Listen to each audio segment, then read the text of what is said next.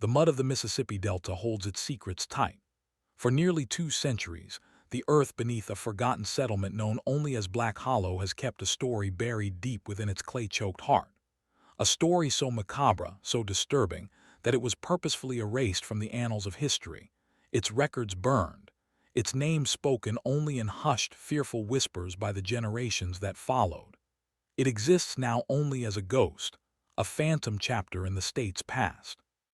But in 2023, a 100-year flood clawed at the land, scouring away topsoil and exposing the bones of the past. A team of historical surveyors, initially tasked with assessing flood damage to antebellum properties, stumbled upon the ruins of a settlement that appeared on no known map. At its center, they found a collapsed well, its stone lining choked with silt and debris. It was what lay at the bottom of that well, sealed within a tar-pitched wooden chest, that resurrected a cold case from 1837. Inside was not treasure, but a collection of objects that defied easy explanation. A bundle of human hair tied with faded ribbon, a set of hand-carved wooden figures resembling a man, a woman, and a child, each with a single iron nail driven through its heart. And beneath it all, a leather-bound journal, its pages miraculously preserved by the airtight seal. The journal's script was elegant, but its contents were horrifying. It was a first-hand account of a town's descent into madness, a chronicle of a curse, and the detailed biography of a woman who history had tried to forget, the Black Hollow Witch. This is the story of what happens when fear is allowed to fester in isolation, a tale of a darkness that was not supernatural but terrifyingly human. The official records are gone, but this journal, this forbidden testimony, has finally surfaced. Before we delve into the journal's chilling contents, we must first understand the world from which it came. The year is 1837. Mississippi is still the frontier, a tapestry of sprawling cotton plantations, impenetrable swamps, and small, isolated pockets of civilization clinging to the edges of the wilderness. Black Hollow was one such place, a community of no more than 20 families carved out of the dense, humid forest, miles from any real seat of law or governance. It was a place of stark contrasts, breathtaking natural beauty that concealed deadly predators, and a devout, God-fearing populace that harbored deep-seated primal superstitions. Life here was governed by the seasons, the success of the harvest, and the ever-present fear of the unknown. Sickness could wipe out a family in a week. A failed crop could mean starvation. In such a precarious existence, faith was a shield, but superstition was a weapon, easily turned on anyone who stood apart from the norm. The air itself in Black Hollow was said to be heavy, thick with the scent of damp earth, magnolias, and something else, something akin to decay. The Yazoo River, the town's lifeblood, often flooded its banks, leaving behind stagnant pools of black water that bred disease and swarms of insects. The settlers were hardy, suspicious folk, their lives a constant struggle against the land they sought to tame. They trusted their Bibles, their rifles, and their neighbors in that order. And it was into this pressure cooker of piety and paranoia that a woman named Elara Meadowbrook arrived, a woman whose very presence would unknowingly light a fuse that would lead to the settlement's complete and utter self-destruction, a horrifying event that history itself would be forced to ban.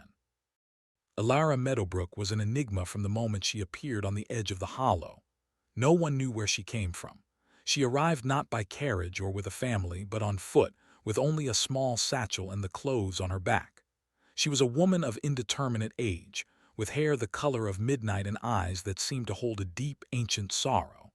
She spoke little, and when she did, her voice was quiet, almost melodic, yet it carried an authority that unsettled the townsfolk. She did not seek to join their community, to attend their church services, or to partake in their social gatherings. Instead, she claimed a small, abandoned cabin on a parcel of land that no one else wanted, a patch of marshy ground bordering the foreboding Black Cypress Swamp. The cabin had been empty for years, its previous owner having vanished into the swamp, another victim of the unforgiving landscape. To the people of Black Hollow, this choice of residence was her first transgression. The swamp was a place of ill omen, a repository for their darkest folklore. It was said to be home to malevolent spirits, to creatures that lured men to their deaths in the murky water. For a lone woman to willingly live on its threshold was not just eccentric, it was seen as a sign of an unnatural affiliation with the darkness that dwelled within. Ilara, however, seemed undeterred. She was a skilled herbalist. Her knowledge of the local flora astonishing. She could find remedies for common ailments in the very swamp the others feared, creating poultices for wounds and teas for fevers. For a time, her skills were a quiet blessing, a resource the community utilized, albeit with a growing sense of suspicion. They took her remedies but kept their distance, watching her from afar, their gratitude warring with a primal, inexplicable dread. The most powerful family in Black Hollow, the true arbiters of the settlement's fate, were the Ashfords. Headed by the stern and domineering patriarch, Jedediah Ashford, they owned the largest plot of land, the only cotton gin, and held the mortgage on half the properties in the hollow. Jedediah was a man carved from the unforgiving earth itself, pious in public, ruthless in private. His word was law, his judgment swift and unyielding. His wife Miriam was a pale, nervous woman who rarely spoke, her eyes perpetually downcast, as if she were carrying the weight of a terrible secret. They had 2 children, a son, Samuel, whose arrogance was matched only by his cruelty, and a daughter, Catherine, who was frail and sickly, a constant source of worry for the family. The Ashfords represented the pinnacle of Black Hollow society. Their home was the largest, their clothes the finest, and their influence absolute. They saw themselves as the righteous core of the community, the bulwark against the savagery of the wilderness and the moral decay they perceived in the world outside their isolated domain. When Ilara Meadowbrook arrived, Jedediah Ashford was the first to cast a suspicious eye. He saw her independence as defiance, her knowledge of herbs as a challenge to the God-given order of things, where healing was the province of prayer and providence, not swamp roots and strange tinctures. He saw a woman who did not bend to his authority, and in his rigid worldview, anything that would not bend must eventually be broken. His quiet disapproval was a poison that slowly seeped into the community's consciousness. A word here, a glance there. It was all that was needed to turn the town's latent suspicion of Ilara into a simmering hostility. The stage was being set for a tragedy, and the Ashfords were its chief architects. The journal discovered in the well was not written by a persecutor, but by Ilara Meadowbrook herself. Her elegant script and thoughtful prose paint a picture not of a sinister witch, but of a learned and lonely woman. The early entries speak of the raw, untamed beauty of Black Hollow. She describes the calls of birds she'd never heard before, the intricate patterns of moss on the cypress trees, the quiet dignity of a life lived in solitude. She was, it seems, a naturalist and an artist, sketching the plants she collected and documenting their properties with scientific precision. She wrote of her attempts to connect with the townsfolk, offering a poultice to a farmer who had cut his hand, or a soothing tea for a colicky baby. Each act of kindness, however, is recorded with a tinge of melancholy. She notes the way the mother would snatch the tea from her hand without meeting her eye, the way the farmer would mutter a thank you before quickly turning away. "They look at me as if I am made of smoke," she wrote in one entry. "They take what I offer, for their need is great, but their fear is greater. They do not see a woman, they see an omen." There is no mention of where she came from, no details of a past life or a family left behind. It's as if her life began the day she arrived in the hollow. This deliberate omission is one of the journal's most haunting mysteries. Was she fleeing something? Or was she simply a woman who sought a place where she could be left alone, only to find that in a community as small and insular as Black Hollow, solitude itself was a crime? Her words reveal a profound sense of isolation, a deep yearning for connection that was consistently and cruelly rebuffed. The summer of 1837 was brutally hot and dry. The Yazoo ran low and the air grew thick and stagnant. Then the sickness began. It started with the Ashford's daughter, Catherine. The girl, already frail, was struck by a violent fever that left her delirious and weak. The town doctor, a man whose knowledge was limited to whiskey and amputation, could do nothing. Prayers were offered in the small, whitewashed church, but Catherine only worsened. As the girl withered, a wave of panic began to ripple through the hollow. The Ashfords, in their desperation, sealed themselves in their home, allowing no one in or out, their fear radiating from the house like a palpable heat. Soon after, another child fell ill, then another. It was a strange affliction, marked by high fevers, a hacking cough, and a terrifying lethargy that seemed to steal the very life from its victims.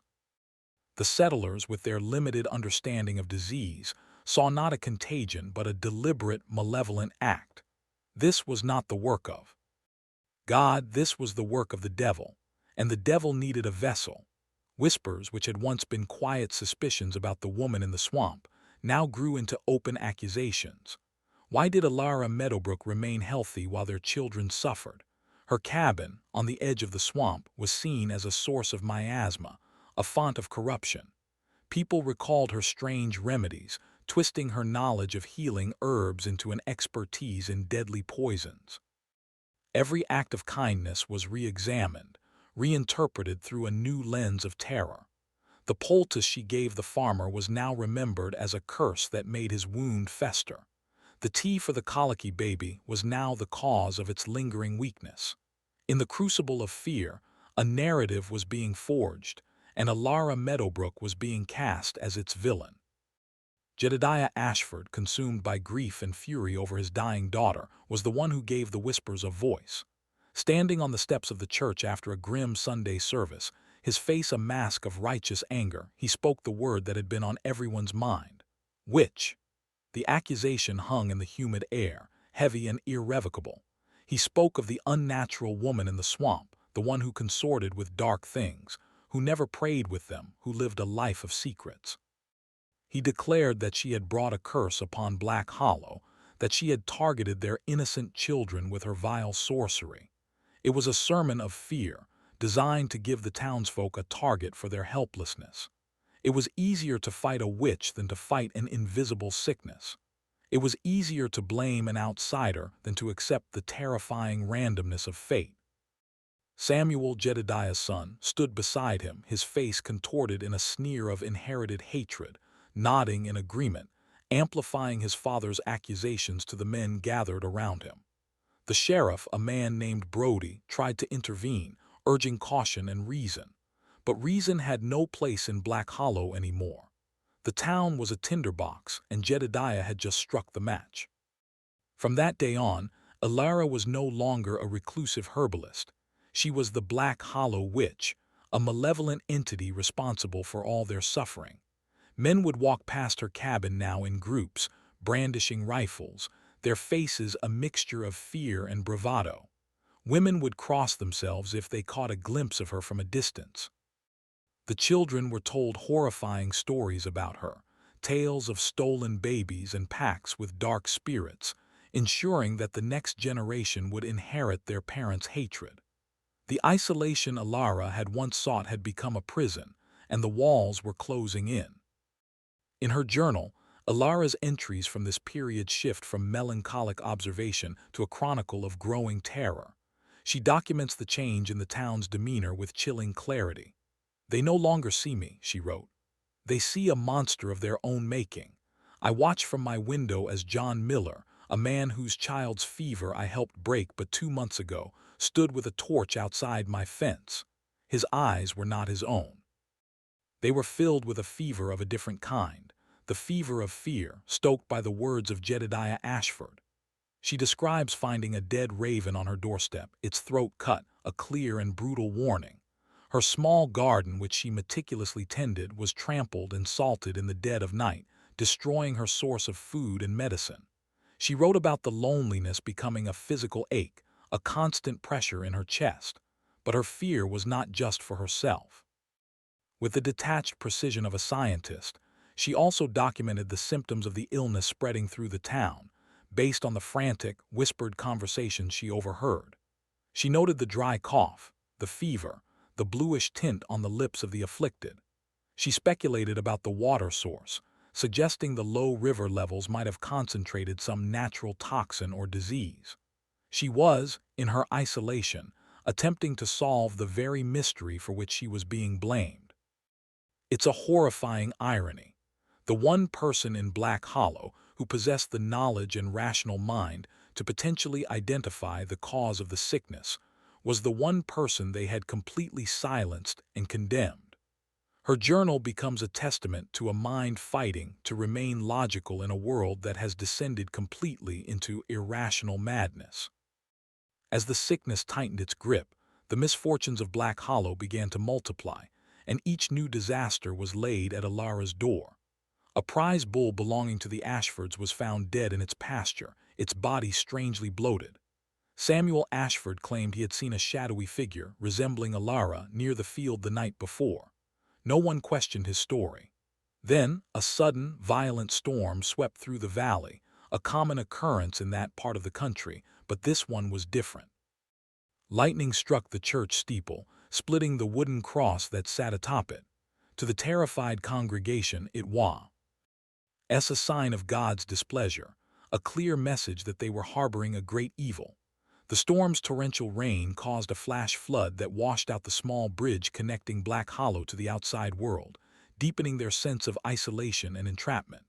They were now cut off, alone with their sickness, their fear, and their witch. The folklore of the region began to blend with their paranoia. Old tales of swamp hags who could control the weather and blight livestock were resurrected and applied to Alara. People began to claim they heard strange chanting coming from her cabin at night, that they saw unnatural lights flickering in the swamp behind her property.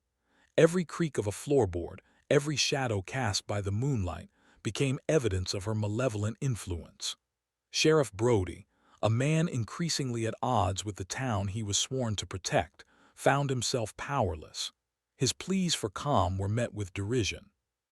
He was one man against a tide of hysteria, a tide being expertly manipulated by Jedediah Ashford, who saw the town's suffering as an opportunity to consolidate his own power and eliminate the woman who defied his control. Sheriff Brody was a pragmatic man, not given to the superstitions that governed his neighbors.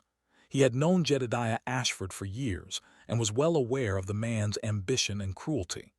His diary, which was later found in the county archives, a separate document from Alara's journal, provides a crucial counter-narrative.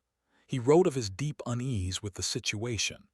Jedediah uses God as a shield for his own greed, Brody wrote. He fans the flames of this madness for his own purpose, though I cannot yet see its shape. The people are like sheep, and he is a wolf in shepherd's clothing. Brody decided to visit Alara himself, not to accuse her but to understand. He rode out to her cabin at dusk, finding her not chanting over a cauldron but quietly reading by candlelight. His diary entry for that night is filled with a sense of cognitive dissonance. He described a woman who was intelligent, articulate, and rational. She spoke to him not of curses but of contagion. She pointed out the proximity of the town's well to the livestock pens and the privy pits. She showed him diagrams of plants and notes on water purity. She was a woman of science in an age of superstition, and Brody, a man of the law, found himself believing her. He left her cabin that night with a heavy heart, convinced of her innocence but acutely aware of his inability to protect her. He was trapped. To defend her would be to align himself with the witch and lose any authority he had left. To stand aside would be to condemn an innocent woman. The line between superstition and paranoia is thin. If you find these forgotten, dark histories compelling, subscribe to our channel because the story of Black Hollow is only just beginning its descent into madness. The turning point came with the death of Catherine Ashford. After weeks of suffering, the frail girl finally succumbed to the illness. A wave of profound, inconsolable grief washed over Black Hollow, but grief quickly curdled into rage. The night of the girl's death, a mob formed. Led by Samuel Ashford and fueled by whiskey and righteous fury, they marched on Alara's cabin, torches held high, their lights a swarm of angry fireflies against the oppressive darkness of the swamp. Their intentions were clear and murderous. In her journal, Alara describes the horrifying sounds, the splintering of her wooden fence, the angry shouts, the pounding on her door. "They howl like wolves," she wrote, her handwriting growing frantic and shaky. "They call my name, but it is not my name they cry. It is a title, a condemnation. Witch. In the sound I hear not just hatred but a deep and abiding fear. They are more afraid of me than I am of them, and that is what makes them so very dangerous." Sheriff Brody, alerted to the commotion, rode desperately to intervene. He placed himself between the mob and Alara's door, his pistol drawn, his face grim. He managed to disperse them, but not through reason. He did it by promising an official investigation, a trial. He promised them justice. It was a lie, a desperate gamble to buy time, but it was a promise that would seal Alara's fate. He had saved her from the fire, but he had just thrown her into the frying pan. He had inadvertently legitimized their accusations, transforming their mob justice into a formal process. The witch hunt was no longer just a possibility. It was now a certainty, sanctioned by the law itself. The investigation was a farce, a piece of macabre theater designed to arrive at a predetermined conclusion. The next morning, Sheriff Brody, accompanied by Jedediah Ashford and a few other town elders, officially searched Alara's cabin. They were not looking for evidence. They were looking for confirmation of their beliefs. And in their paranoid state, they found it everywhere. Alara's collection of dried herbs, meticulously labeled for their medicinal properties, were declared to be poisons and ingredients for dark potions. Her detailed anatomical sketches of plants were seen as unnatural and grotesque. But the most damning discovery was found tucked away beneath a loose floorboard, a small wooden box. Inside were several small, crudely made dolls, fashioned from corn husks and scraps of fabric. To the rational mind, they were simple folk art. To the men of Black Hollow, they were puppets, tools of sympathetic magic used to inflict harm from a distance. One doll was dressed in a scrap of blue fabric, eerily similar to the dress Catherine Ashford had been buried in. It was, in their eyes, a smoking gun. Alara, in her journal, explains the dolls. They were a custom from her past, a way of focusing healing thoughts, of sending goodwill to those who were suffering. The doll with the blue fabric was her attempt to heal Catherine, not harm her. But her explanation was never heard. It was drowned out by Jedediah's triumphant shouts. He held the doll aloft for all to see, a totem of her guilt. The search was over. The evidence had been found. The trial could begin. The trial of the Black Hollow Witch was not held in a courthouse. It was held in the church, the very building whose cross had been shattered by the storm. The space was transformed from a house of worship into a chamber of judgment, the air thick with the scent of unwashed bodies and self-righteousness. Alara stood before the town, alone and undefended. Sheriff Brody, who was supposed to preside, was relegated to the side, his authority completely usurped by Jedediah Ashford, who acted as prosecutor, judge, and jury. One by one, townsfolk came forward to offer their testimony. Each story was a piece of hearsay, a twisted memory, a suspicion given the weight of fact. A woman claimed Alara's gaze had caused her milk cow to go dry. A farmer swore he saw her transform into an owl and fly into the swamp. Samuel Ashford gave a tearful, dramatic account of seeing Alara casting a spell on his sister's window, a complete fabrication that was nonetheless accepted as gospel. It was a cascade of collective delusion, each lie building upon the last, constructing a monstrous caricature of the woman who stood silently before them. Alara, according to her journal entry written on a smuggled scrap of paper the night before, had decided on a strategy of silence. To speak would be to legitimize this madness, she wrote. My words are meaningless to them. They do not want truth. They want a sacrifice. They need a vessel for their fear, and they have chosen me. Her silence was, of course, interpreted as an admission of guilt, a defiant refusal to confess her sins before God and the community she had so grievously wronged. While the town was consumed by the spectacle of the trial, a far more insidious and tangible threat continued its silent work. The sickness was not abating. In fact, it was getting worse. More people were falling ill, their coughs echoing through the pews during the trial itself. Even with their witch captured and her guilt all but confirmed, their suffering did not cease.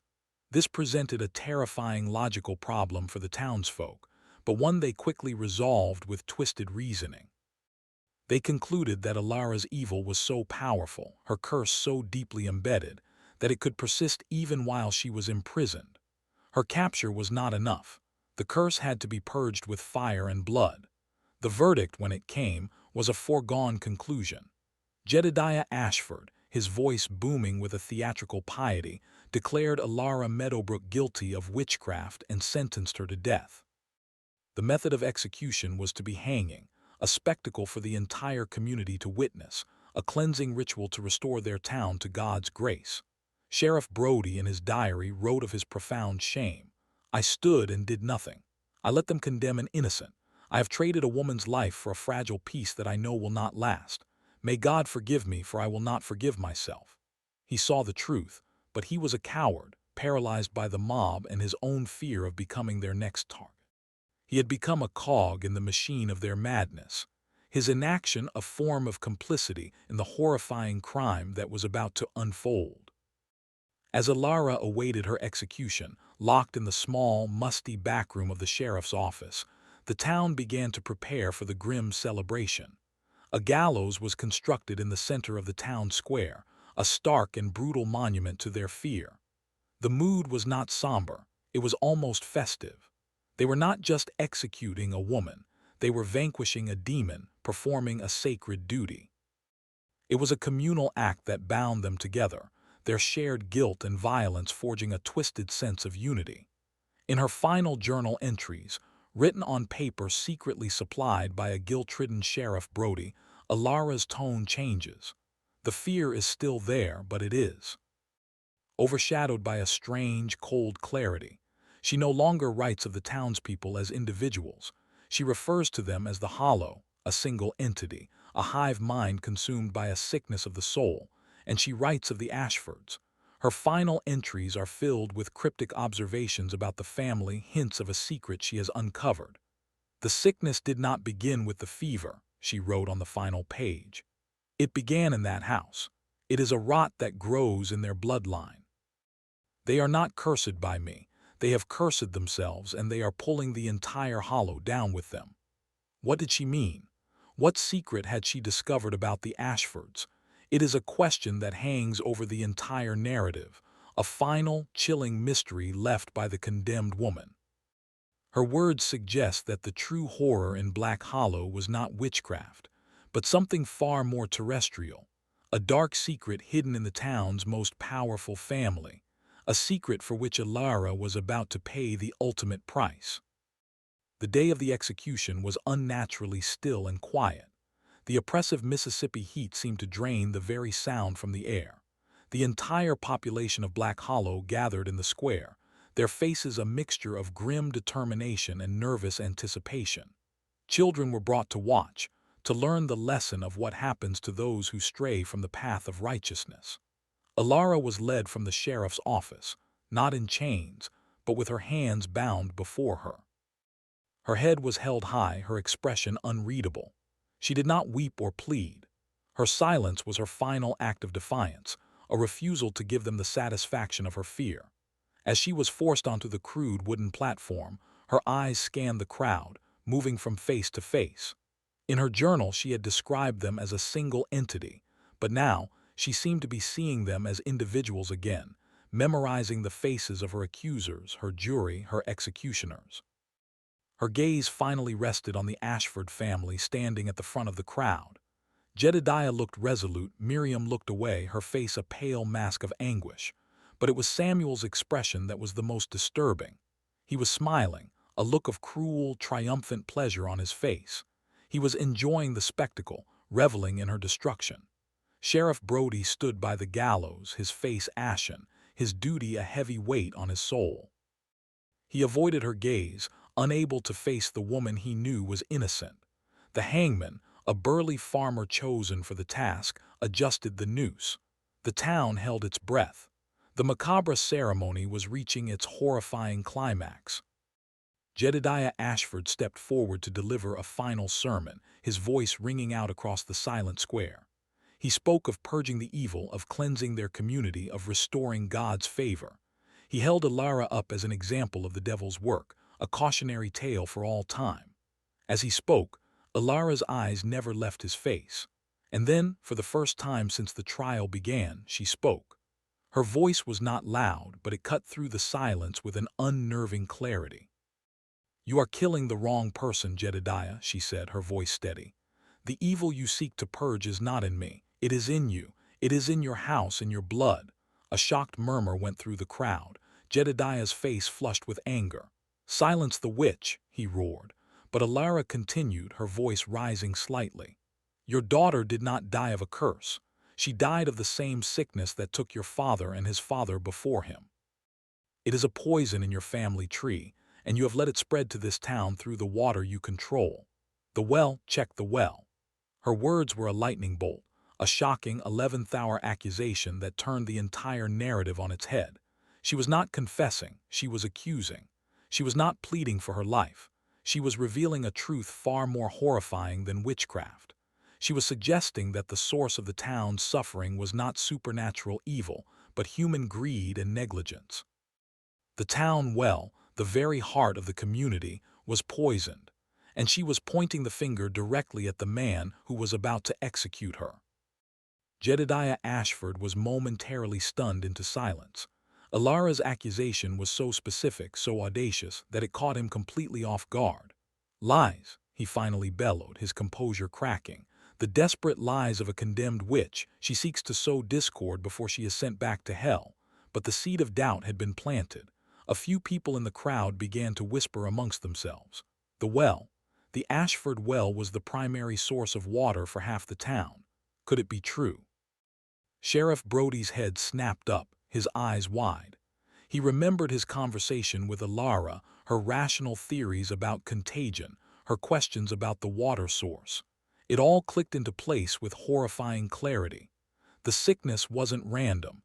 It was concentrated in the families who drew their water from the Ashford's land. He looked at Jedediah, truly looked at him, and saw not a righteous leader but a cornered animal. Alara had just exposed a secret, a crime so monstrous it was almost unthinkable. The Ashfords, it seemed, had a history of a hereditary illness, something they had kept hidden for generations. And now, to mask this genetic taint, this perceived weakness, Jedediah had allowed, or perhaps even caused, the contamination of the water supply, creating a widespread sickness that he could then blame on an outsider. It was a conspiracy of terrifying proportions, a macabre act of public misdirection to protect his family's reputation and power. The witch hunt was not a response to a curse. It was the cover-up itself. The horrifying truth that Alara had hinted at was more complex and macabre than simple negligence. The poison in the Ashford bloodline, as she called it, was likely a genetic disorder, perhaps something like Huntington's or another neurodegenerative disease that was completely misunderstood in the 19th century. Such conditions, with their debilitating physical and mental symptoms, were often seen as a sign of divine punishment or a familial curse. For a man as proud and image-obsessed as Jedediah Ashford, admitting to such an impurity in his lineage would have been social and economic suicide. It would have undermined his authority, which was built on a foundation of perceived righteousness and divine favor. His daughter Catherine's illness was not the first instance. It was simply the latest manifestation of this hidden family affliction. Alara, with her keen observational skills and knowledge of medicine, must have recognized a pattern. Perhaps she had seen similar symptoms before, in whatever life she had lived before Black Hollow. She had pieced together the puzzle, the family's secrecy, the recurring illnesses, Jedediah's fanatical obsession with purity. Her accusation about the well was the masterstroke. It's possible the well was contaminated with something entirely different, like lead runoff or bacteria, causing the widespread sickness. But by blaming the well, she publicly linked the town's suffering directly back to the Ashfords and their land. She forced them to confront the possibility that their revered leader, not a mythical witch, was the source of their misery. It was a desperate, final move to expose the truth, even if it could not save her own life.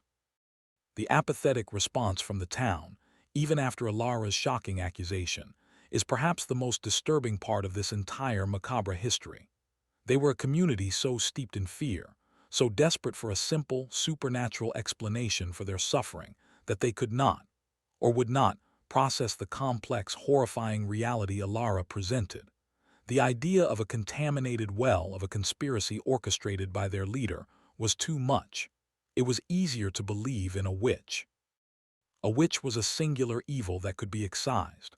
A poisoned well, a corrupt leader, that implied a sickness in the community itself, a rot that went to the very core of their society. Jedediah, sensing their cognitive dissonance, seized the opportunity. He painted Alara's final words as her last, most wicked spell, an attempt to turn neighbor against neighbor, to destroy their community with doubt before her spirit departed. "Do you see?" he screamed, his voice filled with feigned anguish. "Her evil knows no bounds. Even as she faces God's judgment, she tries to poison our minds as she has poisoned our children." His words worked. The crowd, teetering on the edge of doubt, was pulled back into the fold of shared delusion. Their faces hardened, their resolve returned. They chose the simpler, more satisfying narrative. They chose the witch. The hangman, taking his cue from Jedediah's fury, threw the lever. The trapdoor sprung open. Alara Meadowbrook fell, and the square was silent once more, save for the creak of the rope and the sound of Miriam Ashford finally breaking into gut-wrenching sobs. The execution of Alara Meadowbrook was not the catharsis the people of Black Hollow had hoped for. It was not a cleansing. The sickness did not vanish. In the weeks that followed, more people fell ill and more people died. The gallows in the center of their town, intended as a symbol of their victory over evil, became a grim, constant reminder of their failure. The curse, it seemed, had not been lifted. A new, more insidious fear began to creep into the community. If the witch was dead, why were they still suffering? Had her evil been so great that it lingered after her death? Or, and this was the thought that they dared not speak aloud, had they been wrong? Had they killed an innocent woman? The social fabric of Black Hollow began to unravel. The unity forged in violence and shared guilt started to fray. Neighbors who had stood side by side during the trial now looked at each other with suspicion. The Ashfords, who should have been celebrated as the town's saviors, found themselves increasingly isolated. People avoided them, their gratitude replaced by a quiet, unspoken resentment. The well on their property was now viewed with deep suspicion, just as Alara had intended. Families began taking the long, arduous journey to draw water directly from the river, shunning the source that had once been the center of their community. Black Hollow had not been purged of evil. It had become a town haunted by the ghost of its own actions. Sheriff Brody, tormented by his guilt, finally decided to act. He had stood by and watched an innocent woman die, and he could no longer live with the silence. In the dead of night, he took a shovel and two of his most trusted deputies to the Ashford well, the one Alara had spoken of in her final moments. What he found there was more horrifying than he could have imagined. Buried just a few feet from the well's stone lining was the bloated carcass of the Ashford's prize bull, the one Samuel had claimed to see Alara cursing. The animal had not been cursed. It had been poisoned and deliberately buried near the water source, its decaying body leaching toxins into the town's drinking water. It was a deliberate act of mass poisoning.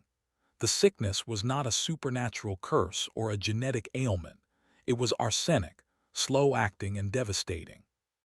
The Ashfords' hereditary illness may have been real, a catalyst for Jedediah's paranoia, but the true cause of the town's epidemic was a calculated human evil. Jedediah and his son had engineered the entire crisis. They created the sickness, invented the curse, and sacrificed Alara, all to create a diversion, a way to explain away their family's tainted bloodline and the death of Catherine, which they likely attributed to the same curse. History is written by the victors, but sometimes the truth is simply erased. We are dedicated to uncovering these forbidden stories. Hit the notification bell so you don't miss the horrifying conclusion to this cold case. The discovery of the poisoned bull shattered the fragile peace of Black Hollow. Sheriff Brody, armed with the horrifying truth, confronted Jedediah Ashford. The confrontation, according to Brody's diary, was explosive. Jedediah, stripped of his pious facade, revealed the true depth of his monstrous nature. He did not confess, he boasted. He admitted to the plan, framing it as a necessary evil, a sacrifice required to protect his family's legacy and maintain order. He believed he had the right, as the town's leader, to manipulate, to poison, to kill, for what he perceived as the greater good. Samuel, standing by his father's side, showed no remorse, only a chilling pride in their cleverness. The truth spread through the town like wildfire, but it did not bring justice. It brought chaos. The community, already fractured by fear and guilt, completely collapsed. The authority of the Ashfords was destroyed, but there was nothing to replace it. The very foundation of their world, their faith, their leadership, their sense of community had been built on a lie. Mobs formed again, but this time they were not united against a single witch. They were formless, raging against the Ashfords, against Sheriff Brody for his complicity, against each other. Black Hollow turned on itself, neighbor against neighbor, in a paroxysm of violence and recrimination. The external monster they had created in Alara was gone, and now they were forced to face the monsters within themselves. The final days of Black Hollow are not well documented. What we know comes from Sheriff Brody's last few frantic diary entries and the fragmented oral histories of the few who escaped. The town descended into a state of near anarchy.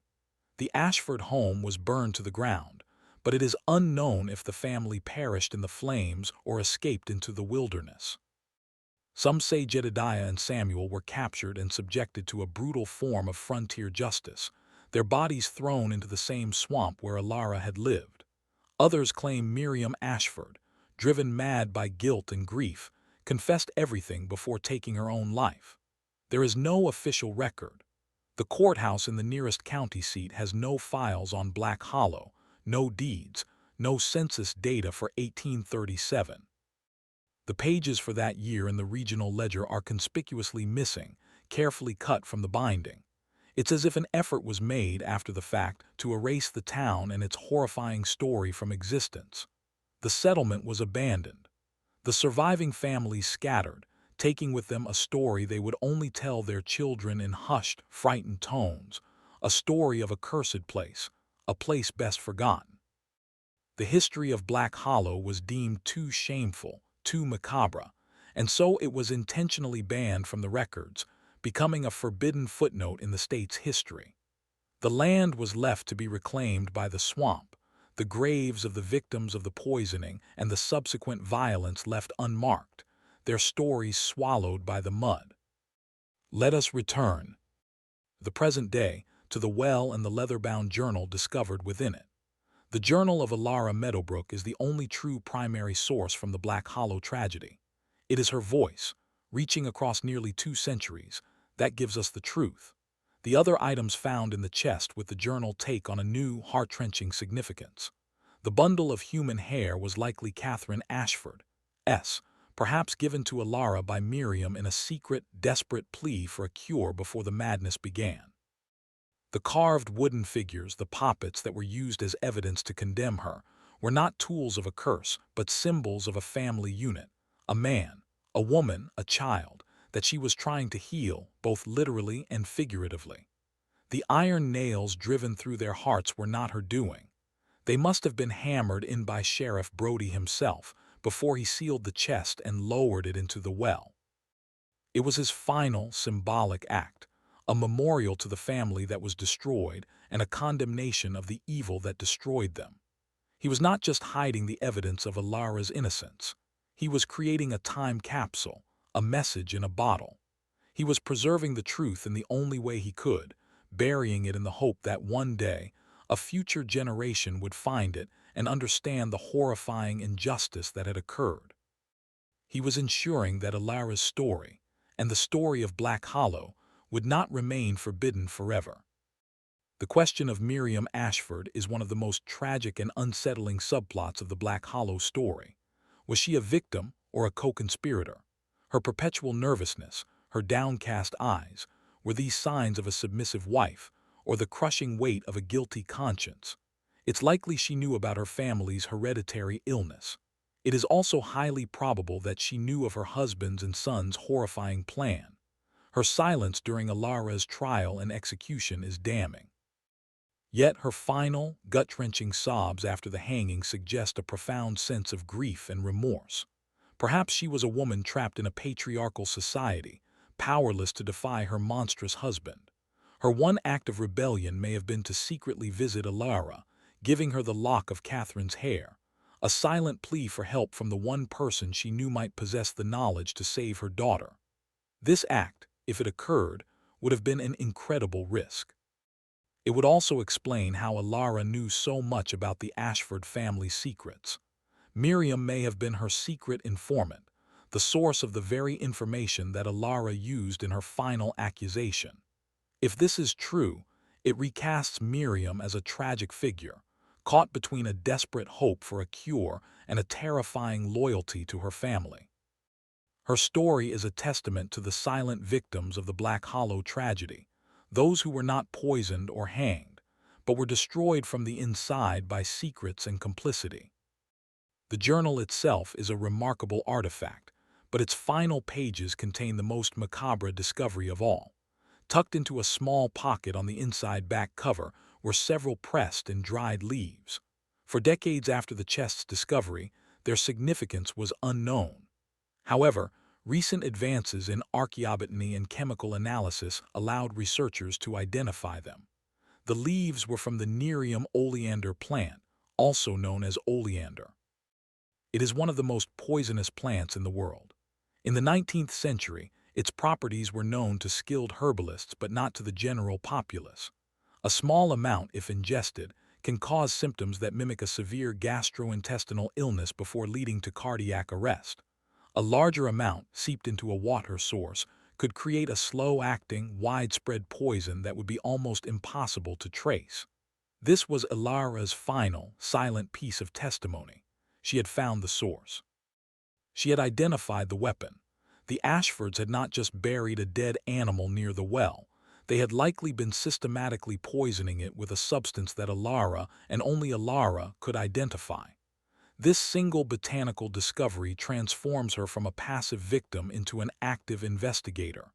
She had solved the crime. She knew the method, she knew the perpetrators, and she knew the motive. But in a world that preferred to believe in demons and witches, her scientific discovery was her death warrant.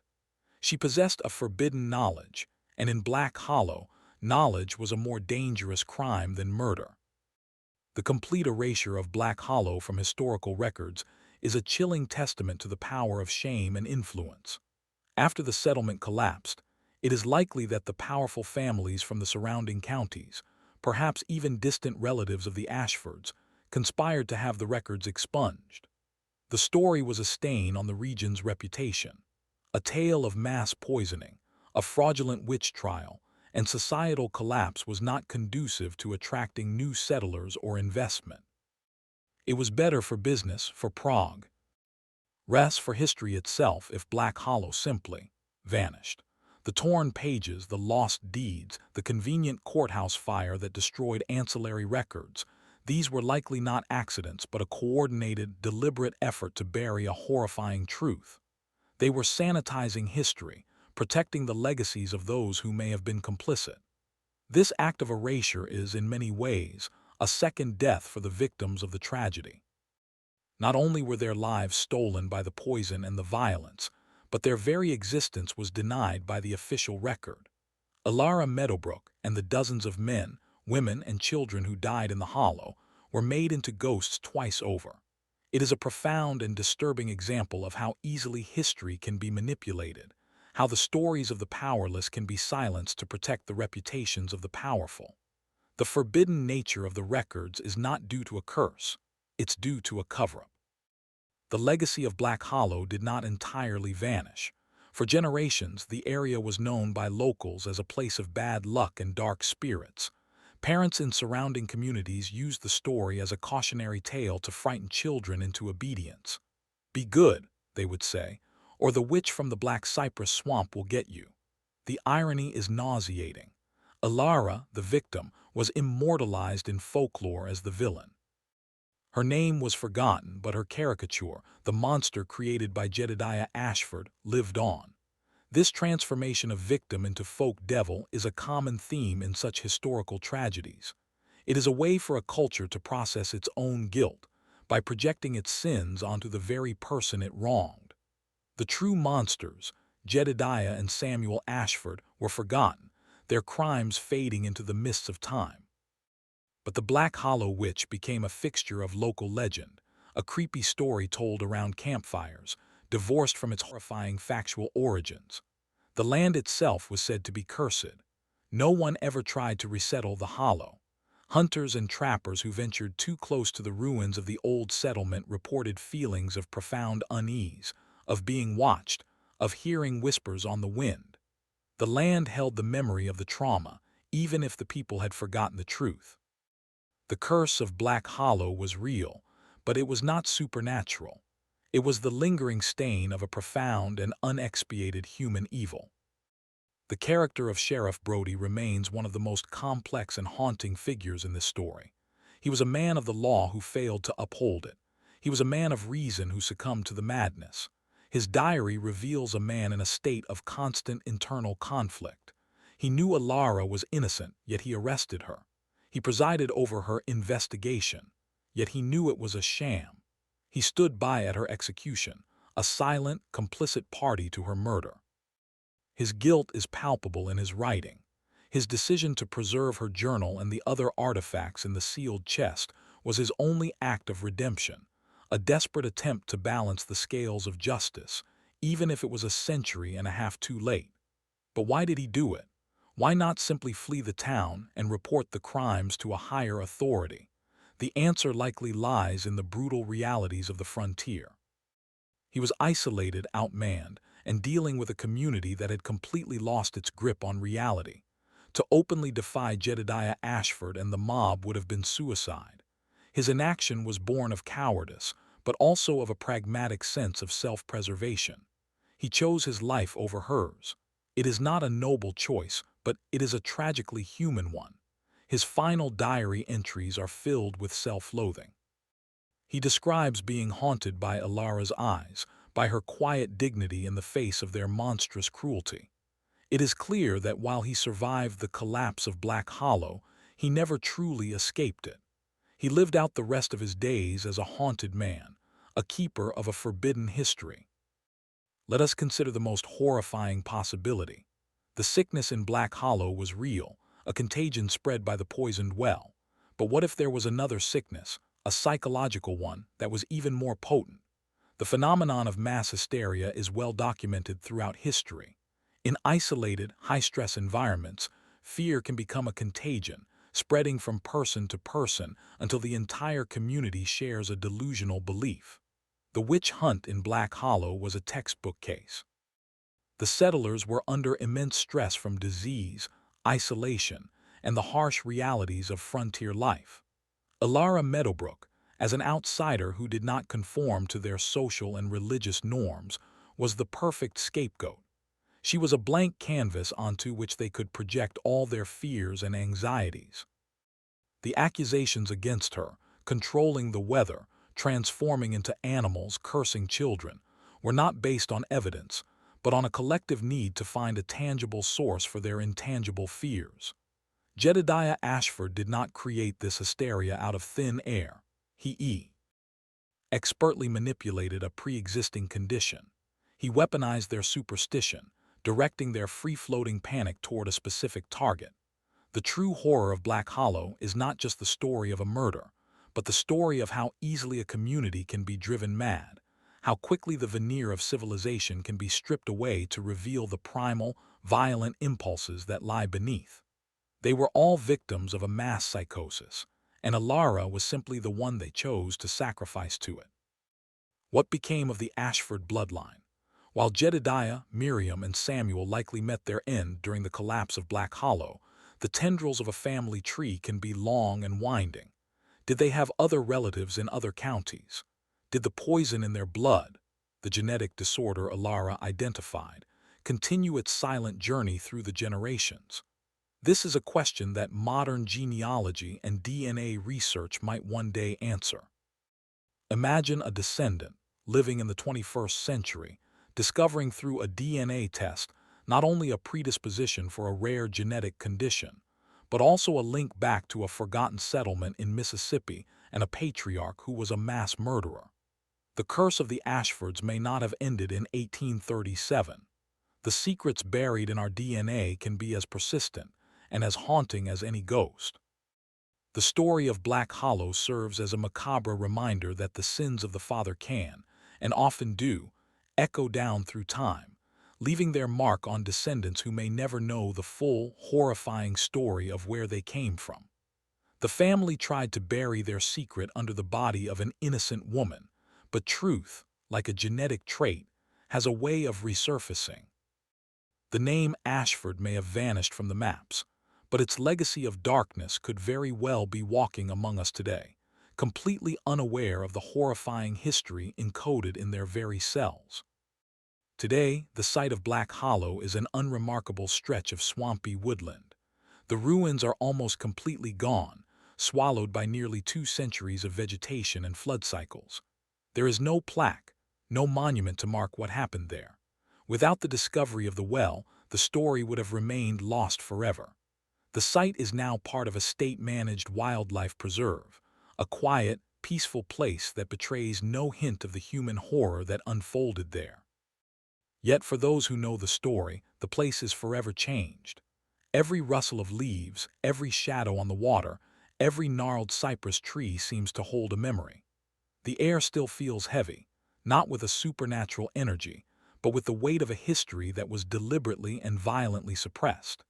It is a chilling reminder of the countless other stories that have been lost to time, the other Black Hollows whose records were successfully burned, whose wells were never found.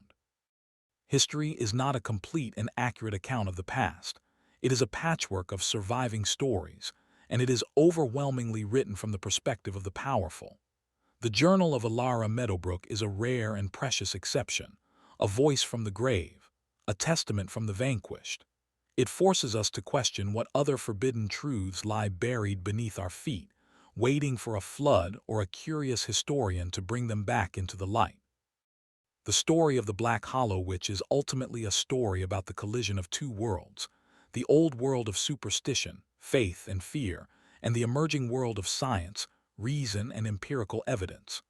Alara Meadowbrook was a woman of the future, a rationalist born into an irrational time. Her knowledge, which could have saved the community, was instead the very thing that condemned her.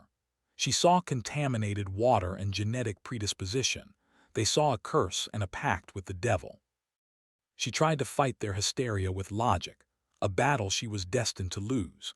In this sense, Black Hollow is a microcosm of a larger historical struggle. It is a macabre parable about the dangers of ignorance and the terrifying power of a narrative. The person who controls the story controls the reality. Jedediah Ashford, by framing the events as a supernatural battle between good and evil, was able to commit mass murder in plain sight, with the full cooperation and approval of his victims. He defeated Alara not with force, but with a more powerful story. It is a deeply unsettling thought that a lie, if told with enough conviction and authority, can be more persuasive than the truth, especially when that lie offers an easy and emotionally satisfying explanation for a complex and frightening world.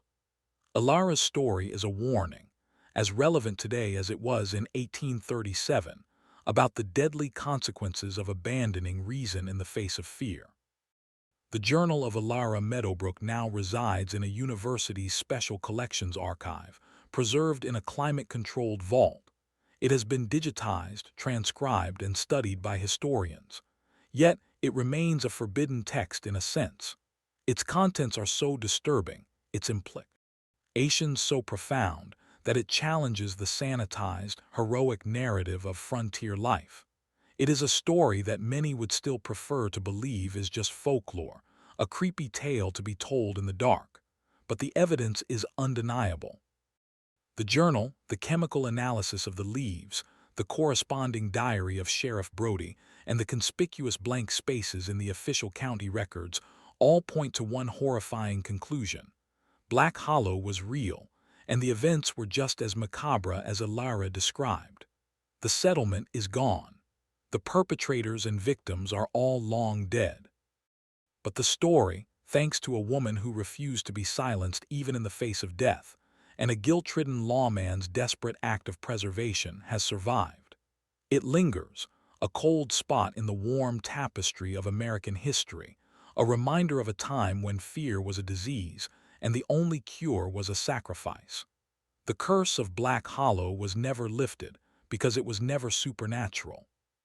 It was the simple, terrifying, and eternally human curse of what people are willing to do to each other in the dark.